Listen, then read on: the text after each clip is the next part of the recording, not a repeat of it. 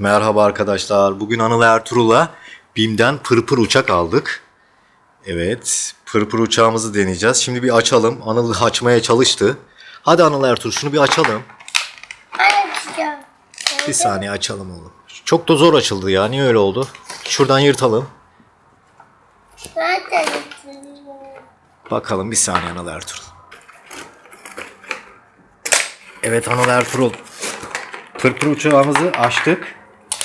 Açtık. Bir saniye. Bir saniye oğlum. Bir saniye. Bir saniye bebeğim. Bir saniye. Şu pervane dönüyormuş herhalde. Şimdi bunun tekerini takacağız. Tekeri varmış bunun. Tekeri de takalım. Ondan sonra bahçeye gidelim. Çünkü evde uçmaz bu. Tamam mı Anıl Ertuğrul?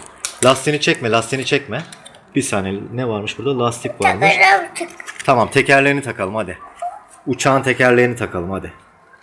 Evet arkadaşlar uçağımızın tekerlerini de taktık. Bunun pervanesini saat yönünde çevirmemiz gerekiyormuş Anıl Ertuğrul. 60 tur diyor. 60 tur çevirin diyor. Maksimum 100 tura kadar çevirin diyor. Ondan sonra fazla çevirmeyin diyor. Yoksa demek ki uçağımıza zarar geliyormuş. Bakalım pervane dönüyor mu Anıl Ertuğrul? Bir saniye bırak bakayım oğlum. Bırak bakayım. Evet dönüyor. Hadi bahçeye inelim bahçede uçuralım bunu. Hadi bakalım. Evet arkadaşlar bahçeye geldik. 90 tur çevirdik pervanemizi. Yalnız 100 tur yapmayalım diyor. Çünkü içinde bir lastik var. Çok da dayanıklı bir madde değil. Yani bu malzemesi kırılabilir. 6 yaşından büyükler için kullanılması gerekiyormuş. Onu da sonradan gördük. Bir deneyelim. Anıl Ertuğrul. Bunu anneler babalar olmadan kullanmayalım çocuklar. Şöyle bak şimdi Anıl Ertuğrul. Tut şimdi ucundan şuradan. Tut. Bir saniye. Bir saniye şöyle tut bakalım. Evet. Pervaneyi de tutalım. Pervaneyi de tutalım. Pervaneyi tut. Annesi tut pervaneyi. Şöyle yukarıya doğru fırlatacağız. Hadi. 1, 2, 3. Uçtu. Ama hemen düştü bu Anıl Ertuğrul ya.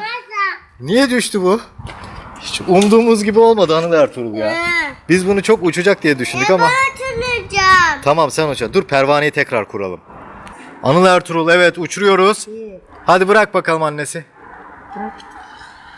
Aha. Anıl Ertuğrul bu çok güzel uçmuyor ya. Sen bunu ne yap biliyor musun? Bak şöyle yapalım Anıl Ertuğrul. Bak. Biz bunun hiç pervanesiyle uğraşmayalım oğlum. Şunun kuyruk kısmından tutalım. Tamam mı Anıl Ertuğrul? Şöyle bir deneyelim bakalım.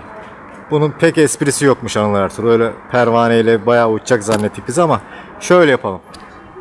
Hayır, Yok. çekilin. Bu da benim. Anıl Ertuğrul. Benim uçağım bu. Benim uçağım. Elinle at bakayım Anıl Ertuğrul. Pervaneyi çevirmeden at bakayım. Şöyle bak. Şöyle uç kısımdan tutalım. Evet. Hiç umduğumuz gibi olmadı ya. Biz bunu böyle uçar diye düşündük ama. Şöyle bir atalım mı Anıl Ertuğrul? Hadi. Yok. Çakılıyor. Aman Allah'ım gerçekten çakıldı bu sefer. Anıl Ertuğrul. Anıl Ertuğrul. Anıl Ertuğrul. Uçağımız artık böyle süs olarak kaldı. Ne yapalım? Üzüldün mü Anıl Ertuğrul? Sevdin mi uçağını peki? Sevdin ama uçmuyor bu Anıl Ertuğrul. Ya da rüzgar var ondan mı uçmuyor? Çok güzel duruyor ama. Şöyle bir daha deneyeyim mi Anıl Ertuğrul? Pervanesini böyle çevirmeden. Bir daha deneyelim bakalım uçacak mı? 1, 2, 3. Yok Anıl Ertuğrul. Bunun tekerini mi çıkarsak acaba ya? Anıl Ertuğrul tekerini çıkartalım mı bunun? Ama teker ne yapıyormuş? Teker lastiği tutuyor. Tekeri çıkartamayız Anıl Ertuğrul. Anıl Ertuğrul. Tekeri çıkartamayız.